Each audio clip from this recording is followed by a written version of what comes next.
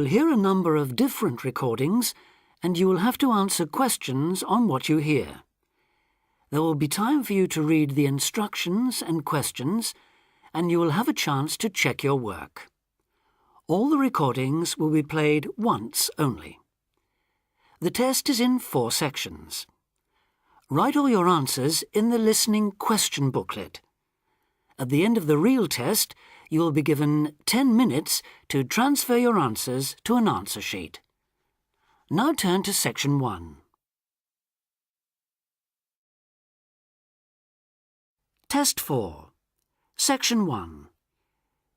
You will hear a telephone conversation about opening a bank account. First, you have some time to look at questions 1 to 7.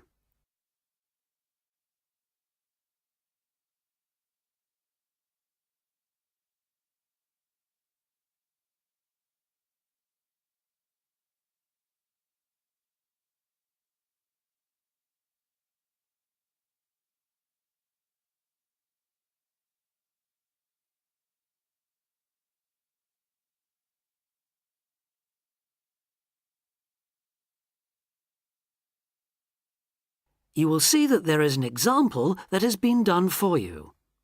On this occasion only, the conversation relating to this will be played first.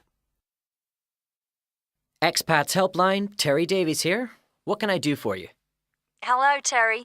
I've been in this country for a while, and I've just been offered a job in the city, so I think I'm going to need to open a bank account. I haven't had one before, so I'm wondering what papers I need. Well, basically you'll need to be able to prove to the bank that you're who you say you are and that you live where you say you do, okay? Uh-huh. And for some banks, at least, that means you'll have to show them 2 separate pieces of identity. So I'll run through the list if you like. Yes, please. Okay. I'll bring it up on the screen. Let's see. Here it is. Right. The first thing it says is a valid passport. The first document is passport. So passport has been written in for you. Now we shall begin. You should answer the questions as you listen because you will not hear the recording a second time. Listen carefully and answer questions 1 to 7. Expats Helpline, Terry Davies here. What can I do for you? Hello, Terry. I've been in this country for a while, and I've just been offered a job in the city, so I think I'm going to need to open a bank account. I haven't had one before, so I'm wondering what papers I need. Well, basically you'll need to be able to prove to the bank that you're who you say you are and that you live where you say you do, okay? Uh-huh. And for some banks, at least, that means you'll have to show them 2 separate pieces of identity. So I'll run through the list if you like. Yes, please. Okay. I'll bring it up on the screen. Let's see. Here it is. Right. The first thing it says is a valid passport. Mine's Australian. Yes, that would be fine, of course. The next one is a driving license, and again, one from your country would be okay. Then that's followed by birth certificate. Oh, hang on, that's only if you're under 18. Which I'm not. Right, so not that then. But you can also show them a benefit book. For instance, if you're in ill health, or unemployed, or getting income support. Yes, I could bring that. Or a letter from my employer, maybe? Well, that's not actually on the list, so we'll have to assume you can't. Okay. And to prove where I live? Again, there are several possible things listed here. For instance, you could use a bill for council tax or something else for where you live, such as an insurance certificate. I've got one of those, somewhere among all my papers. But what about bills? Things like phone bills, I mean. As long as it has your address on it, yes, fine. So a bill for my mobile would do, would it? I'm afraid it would have to be for a fixed line phone. You could use other types of household bill, though, as long as you get them through the post. How about an electricity bill? That'll say where I live, won't it? If it's in your name and not that of a landlord, yes. It is, so I'll probably take that then. There's one other you might want to use, A vehicle registration document. If you have a car or motorbike or something, of course. No, I haven't actually. Now, I believe there's a bank actually inside the commercial centre, and I might open an account there, seeing as how that's where I'll be every day. Yeah, that would seem to make sense. I know people who bank there. I actually read about it in a city guide. My cousin picked it up when he was here a couple of years ago, and I made a few notes. Do you mind if I run through them with you now, just to make sure the details haven't changed? Fine, go ahead. Okay, first question. It's still a branch of the Popular Bank, is it? The one with links to Australian banks? No, it's actually been taken over by another big banking group, the Savings Bank. It still seems quite popular, though, especially with people doing business in the Asia-Pacific area. And when is it open? Monday to Saturday? I'll have to check their website for that. Give me a second or two, will you? Sure. Right. I've got it. Customer service, and it's just weekdays, I'm afraid. Does it say what their business hours are? I'm just looking for that. It's on a different page for some reason. I think there's been a change at some banks in the last year or so. Yeah, here it is. It's open from 9:30 in the morning till 3:30 in the afternoon. And it's on the top floor of the main centre building, is it? Next to the travel agency? That's where it used to be, but they've since moved it to a slightly bigger place. It's on the ground floor now. Oh. And one last thing on this. I know most banks give incentives to young people to open accounts with them, but apparently this one didn't. Do you know if they're offering anything these days? I'll just check. I'm sure they'd say so on their new clients page if they were. No, there's nothing mentioned here. That's a pity. I was quite looking forward to getting my free gift. Before you hear the rest of the conversation, you have some time to look at questions 8 to 10.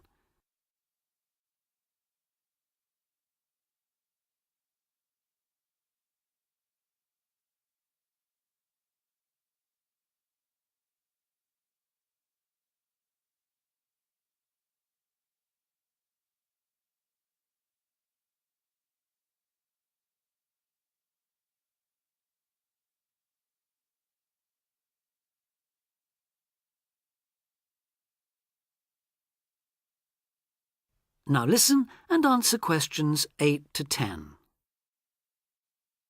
There are plenty of other banks within walking distance, you know. It may be worth shopping around to see what they've got to offer.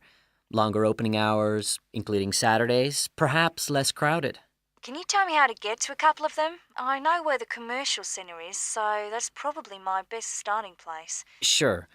For the Royal Bank, you need to turn left when you leave the centre, go along Market Street past the post office, and turn left up Bridge Street past the Shaw Theatre. Then you take the first right. You'll see an internet cafe on the other side, and the Royal is just a bit further along on the right, directly opposite the Park Hotel. Okay, I've got that. What about the Northern Bank? For that one, you turn right as you come out of the centre and go along Market Street until you come to the junction with West Street. There you turn right again and carry on up as far as the next junction where you take a left. You'll see the bank from there. It's the third building on the right. Fine. And the last one, the National Bank? You can go either way from the centre, really. Up West Street or Bridge Street and then along past City Hall. The bank is on the other side of the road, right next to the tourist office. You can't miss it. Great. Thanks a lot for your help. Anytime. Bye. Bye. That is the end of section 1.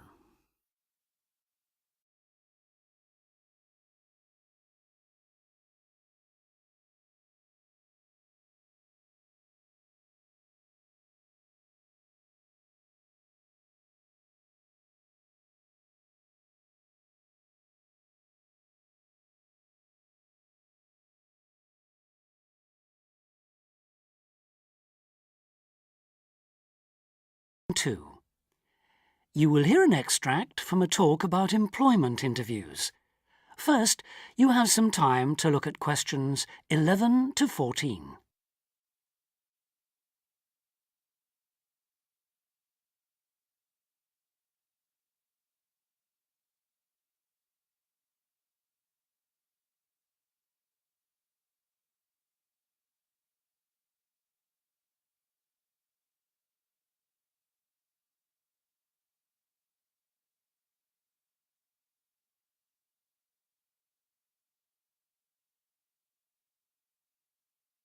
Now listen carefully and answer questions 11 to 14.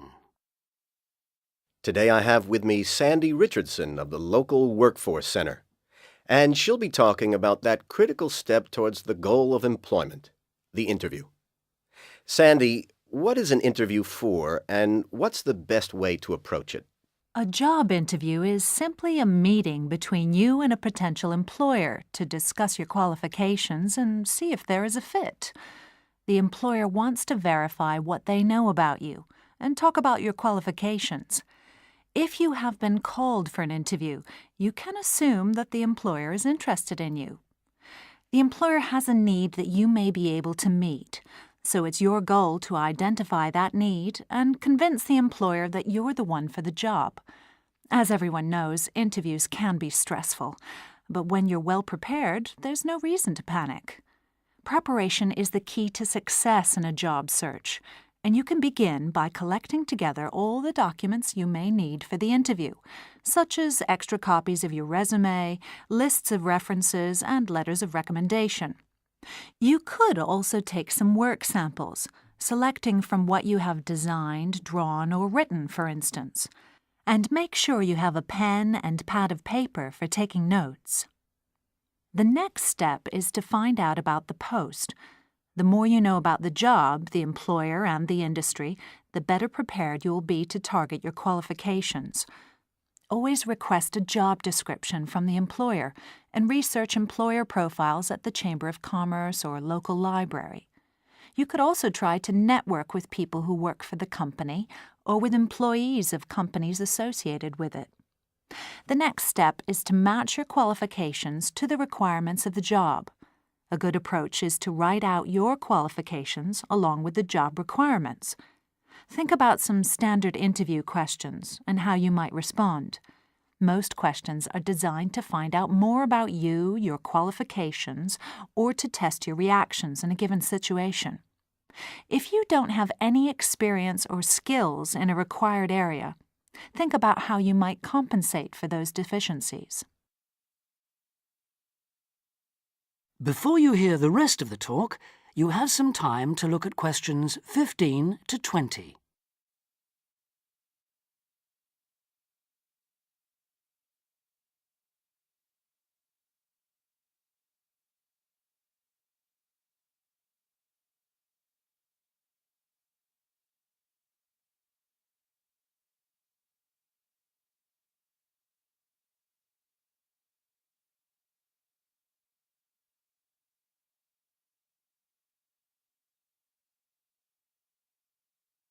Now listen and answer questions 15 to 20. During an interview, it's important that you be yourself. Get a good night's sleep and plan your travel to be there in plenty of time so that you're not arriving out of breath with 30 seconds to spare. Don't, though, present yourself for the interview too early, 10 minutes at most. In the interview, listen carefully to each question asked. Take your time in responding and make sure your answers are positive. It's important to express a good attitude and show that you're willing to work, eager to learn, and are flexible. If you are unsure of a question, don't be afraid to ask for clarification. In fact, it's sometimes a good strategy to close a response with a question for the interviewer. In general, focus on your qualifications and look for opportunities to personalize the interview. Briefly answer questions with examples of how you responded in comparable situations, from either your life or previous job experiences. Something you should avoid are yes or no responses to questions, but don't dwell too long on non-job related topics.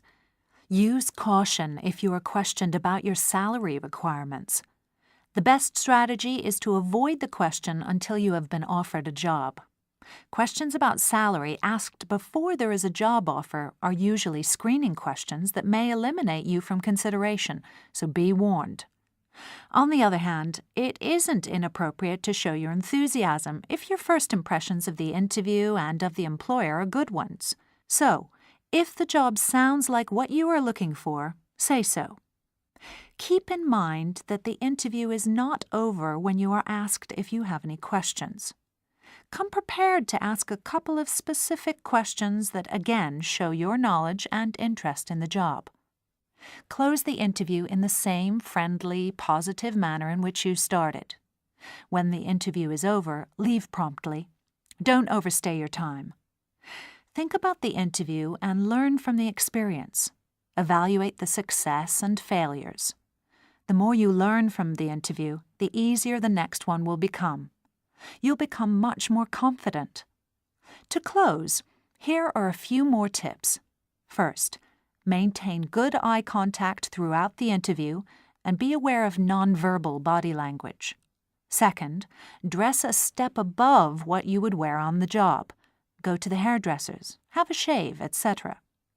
Remember that your appearance is a key indicator of whether you have the right attitude, so it can pay to give some thought to how you look. And finally, don't be a clock watcher. That is the end of Section 2.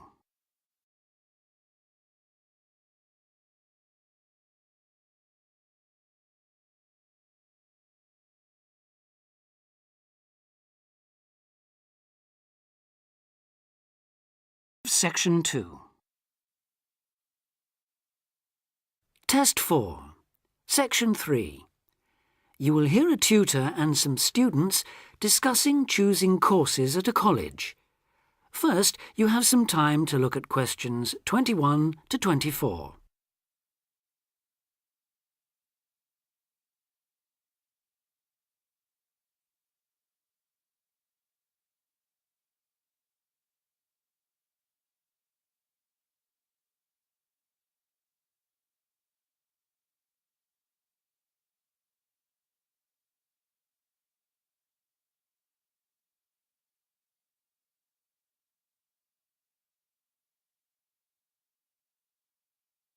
Now listen carefully and answer questions 21 to 24. As you know, this week you choose your modules for the first year of study. So this introductory meeting is aimed at helping you make informed choices.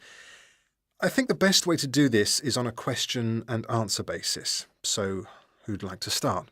Pat? Yes. There's something I've been wondering about. Will my choice affect my career opportunities? Well, for most students, the choice of Level 1 modules won't be crucial in terms of a later career. In fact, many graduate-level jobs will accept graduates from a range of degree courses. Employers will often be at least as interested in how well a student has performed academically and how the whole experience of university has developed the student as a person, as in the detail of the course options chosen. Selecting modules that will interest you and in which you think you will be particularly successful is therefore also likely to make good sense in career terms. On certain degree courses, though, module choice can be important. This applies mainly to vocational courses, where the degree confers an accredited professional training as well as university education. Usually the modules students are required to take will include all those needed to meet those professional requirements. Your academic department, in this case Chemical and Process Engineering, and the university's career service will be able to advise you, and will be pleased to help you sort out anything you're not certain about. Right. Before you hear the rest of the discussion, you have some time to look at questions 25 to 30.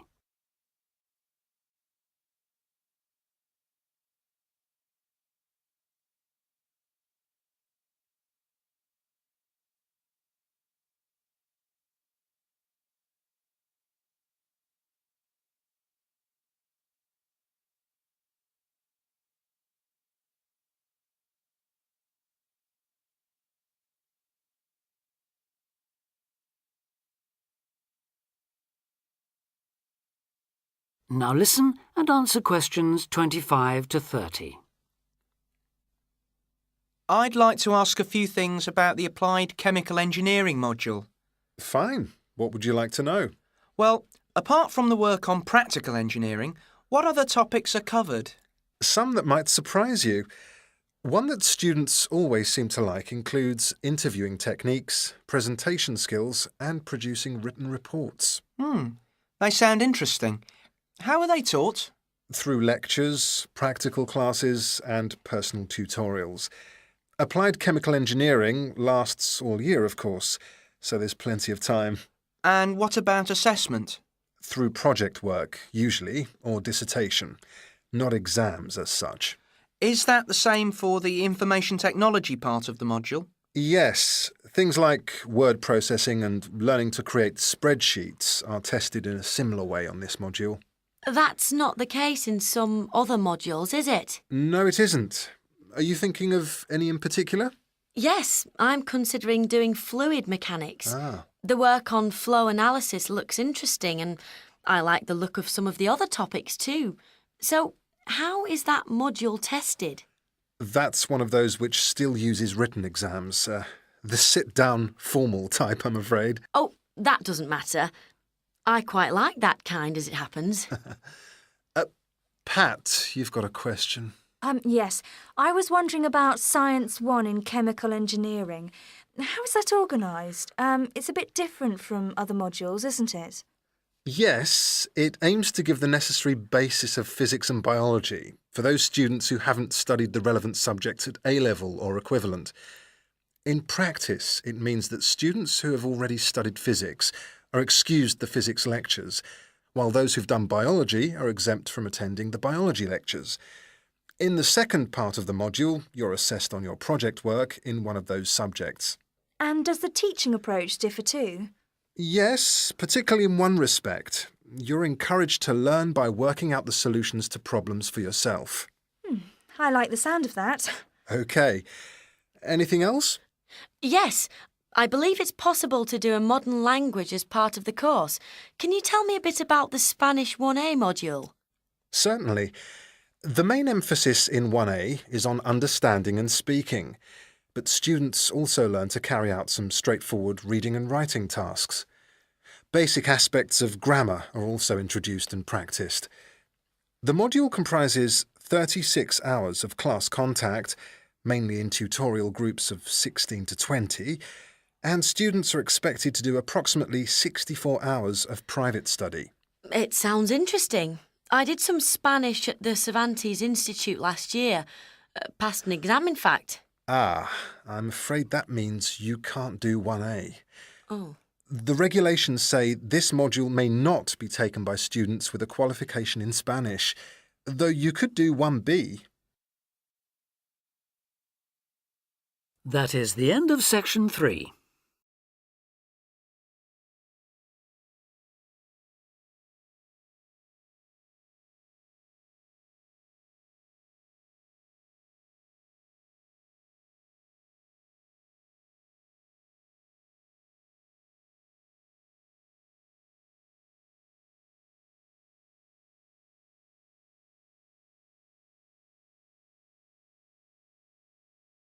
Test 4.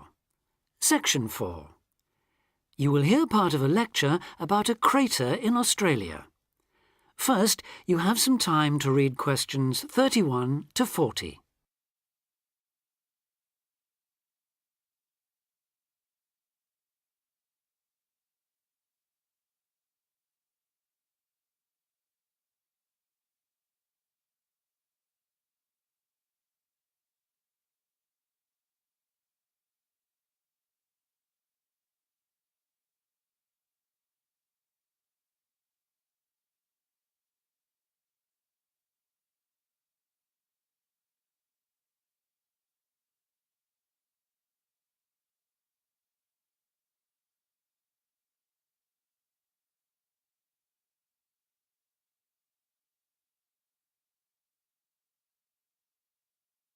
Now listen carefully and answer questions 31 to 40.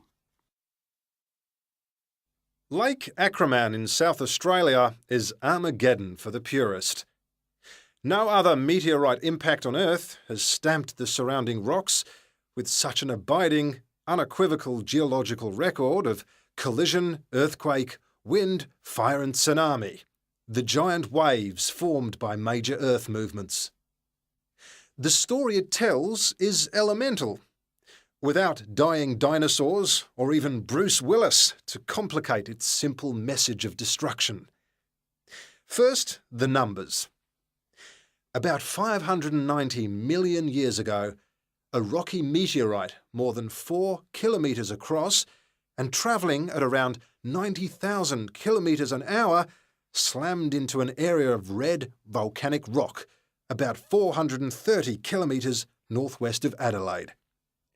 Within seconds, the meteorite vaporised in a ball of fire, carving out a crater about 4 kilometres deep and 40 kilometres in diameter, and spawning earthquakes fierce enough to raise 100-metre-height tsunamis in a shallow sea 300 kilometres away. Ancient, stable and unglaciated, the bedrock of Australia preserves some of the most photogenic impact craters in the world. Acraman is not one of them. 500 million years of erosion has taken its toll.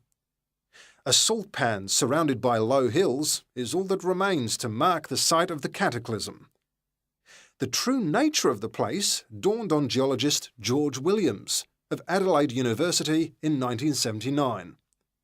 Gazing at a sheaf of newly acquired satellite images, he saw the small circular shape of Lake Acraman surrounded by a ring of faults and low scarps 40 kilometres across, and an outer ring twice this size. A year later, he made it to the site. On islands near the centre of the lake, Williams found bedrock shattered in a conical pattern that experts consider a sure sign of a meteorite impact. Except for a crater, which had long since eroded, the area was a textbook example of an impact site. In 1985, further intriguing evidence turned up. Vic Gostin, another Adelaide geologist, had been studying a thin band of fragmented red volcanic rock in 600-million-year-old shale in the Flinders Ranges, more than 300 kilometres east of Acraman. To his bewilderment, the volcanic chunks turned out to be 1 billion years older than the shale. Where had they come from? Comparing samples, Gostin and Williams found that their rocks were identical. The red rock in the Flinders Ranges had been blasted there from Acraman. Later, the same material turned up at sites 500 kilometres from Acraman.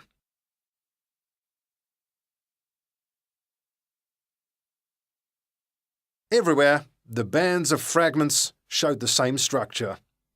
Coarse pebbles at the bottom, then a cocktail of silt and sand, then layers of increasingly fine sand distorted on top into a wavy, scalloped pattern.